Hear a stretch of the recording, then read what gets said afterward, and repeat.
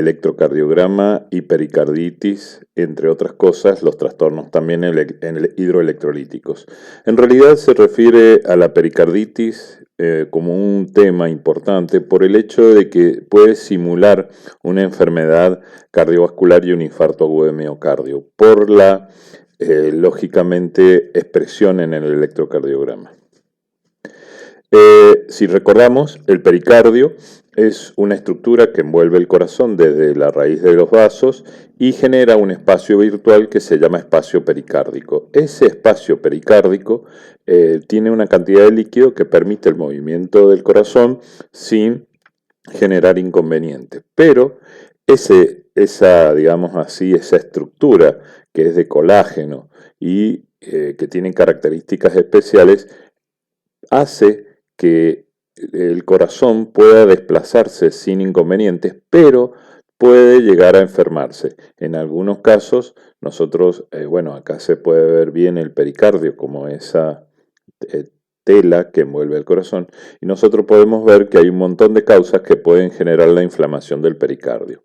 Generalmente es un síndrome, la pericarditis aguda, resultante de la inflamación del pericardio, que no dura más de 1 o 2 semanas, siendo la mayoría de los casos idiopáticos, en ese caso virales idiopáticas. Fíjense, las causas idiopáticas infecciosas, como pueden ser neumonías que pueden generar una infección del área pericárdica, inmunes inflamatorias como lupus, neoplásicas, tumores del pulmón que invaden el pericardio, traumáticas, golpes o trastornos metabólicos como la pericarditis urémica. El dolor es en la región precordial, es súbito, punzante, irradiado a los trapecios, persistente y tiene una característica especial. Empeora con la inspiración, es decir, al mover el tórax, y con el decúbito y el ejercicio. Y generalmente la posición antálgica típica es la de, el rezo maometano, cuando se rezan los musulmanes que se ponen boca abajo. Esa posición alivia porque el líquido pericárdico que puede estar aumentado genera un desplazamiento dentro del corazón a ponerse en esa posición y alivia el dolor al interponerse entre el corazón y el pericardio, parietal. No responde a nitroglicerina, por lo cual no tiene una causa de origen cardíaco. Otros síntomas que puede dar: tos, fiebre, disfagia, odinofagia, astenia y hasta palidez. Fíjense, esto es para que recordemos el electrocardiograma normal, la onda P, el QRS, el punto J, el ST, la onda T y la onda U. ¿Qué ocasiona la pericarditis? Tiene 3 estadios principales. Lo que vamos a ver en el primer estadio es un aumento del punto J, un supradesnivel del ST y un descenso del PR. Entre el estadio 2 y 3 es nivelación del ST con inversión de la onda T y estadio 4 normalización del electrocardiograma. Fíjense, esto es el estadio 1, lo más llamativo que se ve acá. Fíjense la cara inferior, es descenso del PR con ascenso del ST y el punto J. Fíjense, de 2, de 3 y ABF, y podríamos decir acá también en la cara anterior. Una de las características fundamentales es que la pericarditis no aborda un área de irrigación, como hablábamos nosotros cuando teníamos la enfermedad coronaria, es decir, no aborda la descendente posterior o la descendente anterior. Puede abordar 2 áreas distintas isquémicas, lo cual nos facilita el diagnóstico. Fíjense los diagnósticos diferenciales que tenemos que hacer: infarto agudo de miocardio, hipertrofia ventricular izquierda, bloqueo completo de rama izquierda, disquinesia postinfarto. Acá entra la pericarditis aguda, patrón de repolarización precoz, hipotermia, miocarditis, y ya vamos a ver hipercalemia, hipocalcemia, poscardioversión eléctrica, hemorragia cerebral, que habíamos visto que puede desencadenar cambios en el electrocardiograma. Síndrome de Brugada, para mencionar algunos de los cuadros. Bien, fíjense. Este es un trastorno de repolarización precoz que uno tendría que hacer el diagnóstico, y en realidad uno ve un supradesnivel ascendente, sin alteración del segmento PR y generalmente esto se da en pacientes jóvenes y sin inconvenientes de ningún tipo. Fíjense, acá también vemos otro caso. Esto se suele ver mucho en pacientes jóvenes. Es como un supradesnivel, pero con el ST cóncavo hacia arriba, distinto cuando era convexo en el caso de la enfermedad coronaria.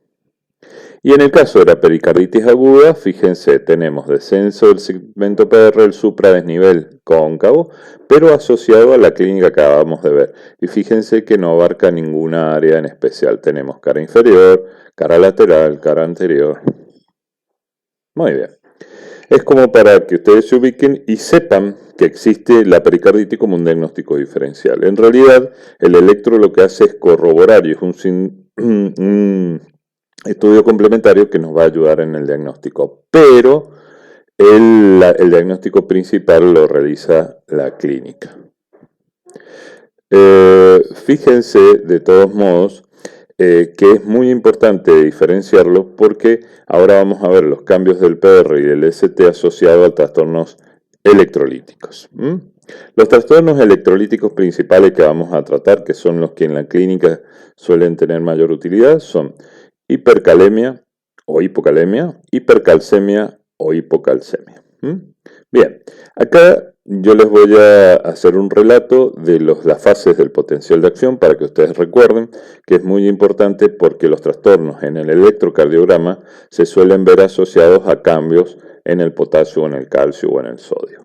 Recuerden, del potencial basal de menos 95 se produce la apertura de los canales de sodio con ingreso de sodio a la célula hasta que se produce un aumento del potencial de acción por arriba de la línea de 0 milivolt y eso se produce una fase 1 con entrada de potasio, posteriormente la fase de meseta, que es la entrada de calcio, que es lo que va a determinar lógicamente la contracción ventricular y por último la salida de potasio para volver el potencial de acción al basal y aquí es donde la bomba sodio-potasio genera el intercambio lógico de todos los iones de bomba de sodio y potasio para restituir la célula para el próximo estímulo.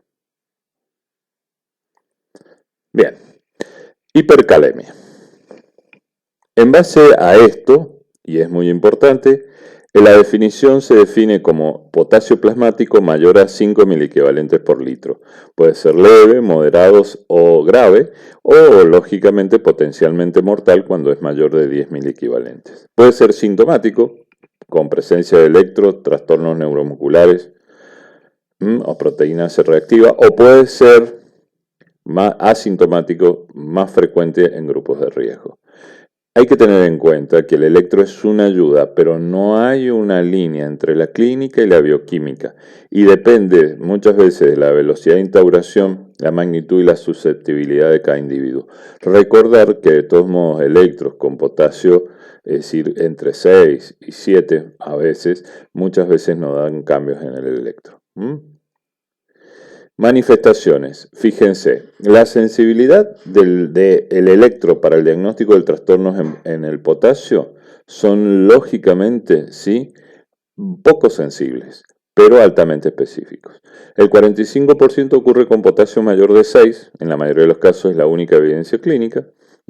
La progresión a forma de arritmias malignas es rápida e impredecible. Debe considerarse una emergencia y estos pacientes deben estar internados, lógicamente en una terapia intensiva con intervención del cardiólogo y del terapista para determinar la causa de aumento de potasio. Si ustedes recuerdan, uno de ellos es la insuficiencia renal. Bradicardia, escasa o nula respuesta a la atropina y asistolia e hipercalemia crónica que puede ser, en este caso, por la asistolia mortal, porque muchas veces es imposible estimular el corazón. Bien, ¿qué vemos?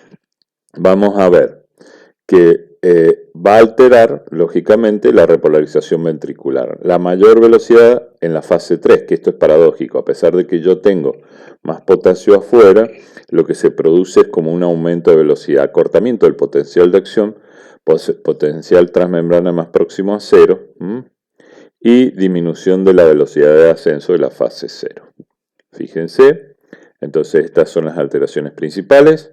Onda T altas y picudas, que esas es de base estrecha, eso es muy característico. El QT acortado y el QRS ensanchado. Ahí estarían las causas por las cuales se producen.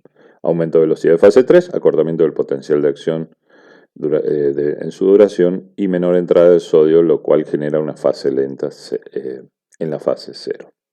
Generalmente la onda P es de bajo voltaje hasta desaparecer. El PR es prolongado con caída de la conducción sinoauricular, con bloqueos y elevación del ST. La asistolia es precedida de un patrón ondulatorio similar a un aleteo ventricular. Miren, ahora después de esto vamos a ver electrocardiogramas, pero fíjense, una onda T de mayor amplitud, entre 5,5 y 6,5, simétricas con prolongación del PR.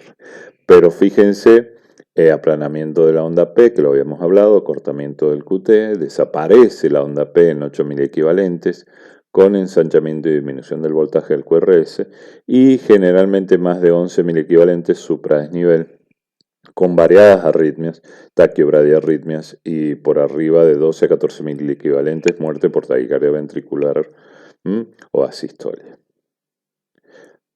Bueno, acá tenemos una hipocalemia leve, fíjense, marcado muy bien ahí. Tendríamos la onda T picudas y el QT, que sería del comienzo del QRS al final de la onda T, acortado. Eso es en una leve. En una moderada, fíjense, estamos hablando del mismo paciente, como el electro va cambiando. Se produce una prolongación del intervalo PR, fíjense que si uno mira con más detalle, la onda P empieza por acá, se aplana la onda P y prácticamente casi desaparece, y el QRS empieza a ensancharse, como serían más de 0,08 y tendiendo como a un bloqueo de rama.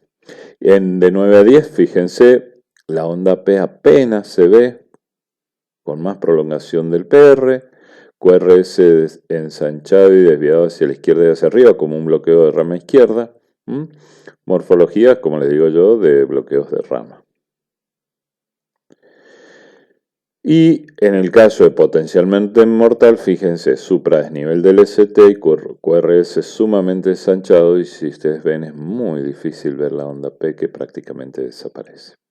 Esta sería la secuencia. Fíjense como los electros, lógico que no es como un infarto ni un bloqueo de rama izquierda, pero creo yo que es un estudio complementario en el caso de un paciente con trastornos renales. Vámonos para la otra parte del abanico, que sería la hipocalemia. Y acá se produce cuando el potasio plasmático menor a 3,5, es una alteración más común que se hace junto con la hiponatremia. Fíjense que el 20% de los pacientes hospitalizados suelen presentar eso. La grave es bastante infrecuente, pero hay que tenerlo en cuenta. Por ejemplo, en ilios paralíticos, en pacientes con diuréticos, perdedores de potasio. Se diagnostica en forma simultánea en pacientes con insuficiencia cardíaca, como dice acá, con diuréticos y alcohólico crónico, y se perpetúa en los cuadros de alcalosis. Fíjense la clasificación: leve, moderada, severa o aguda y crónica, menos de 12 horas o más de 12 horas. Y generalmente la hipocalemia puede ser sintomática, grave, en poblaciones de riesgo o asintomática.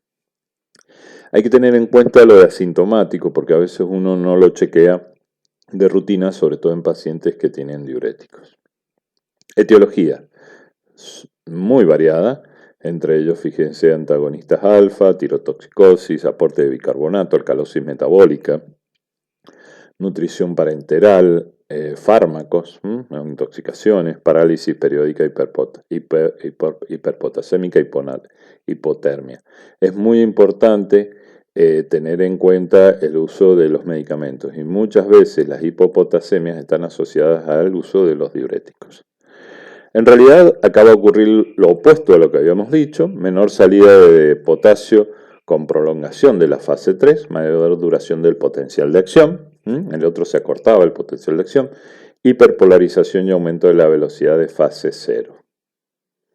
Fíjense, los cambios proporcionales del grado de hipocalemia y relacionados con hiperpolarización celular. No son comunes si el potasio está arriba de 2,7, generalmente en 2,5, en 2 se suele ver. Entonces, amplitud y duración del QRS, disminución de la onda T con mayor duración y amplitud con aparición de la onda U, que suele o no verse. Estas serían las causas. Mayor diferencia de potencial de membrana y el potencial máximo de excitabilidad, menor velocidad de la fase 3, por lo cual aumenta la duración de la onda T y menor amplitud, y aparece la repolarización de las células de Purkinje tardía, lo cual puede aparecer la onda U. Vemos los electros, fíjense, se prolonga la onda T aplanada, se ve perfectamente aplanada, onda U prominente, que eso que se ve ahí es la onda U, no es la onda T, y cambios y depresiones del ST.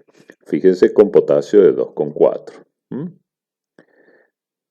Muy bien.